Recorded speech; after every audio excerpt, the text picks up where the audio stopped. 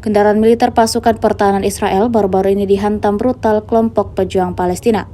Seperti yang terlihat dalam sebuah rekaman yang ramai beredar di Telegram pada Kamis 7 Maret 2024. Tampak Brigade Al-Quds bersama dengan unit Batalion Tulkarem menargetkan bulldozer militer Israel yang menjadi sasaran alat peledak Al-Qaid 7 di alun-alun batalion.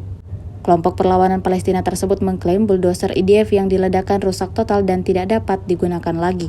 Diketahui Batalion Tulkarem adalah kelompok militer bersenjata Palestina yang berafiliasi dengan berbagai faksi politik Palestina. Brigade Tulkarem muncul pertama kali pada Maret 2022 di kota Tulkarem, Palestina di tepi barat dan berpangkalan di kota Tulkarem dan kem-kemnya. Batalion tersebut didirikan pada akhir tahun 2021 sebagai kelompok Brigade Al-Quds meskipun menjadi independen pada Maret 2022 dengan pendirinya Saif Abu Labdeh.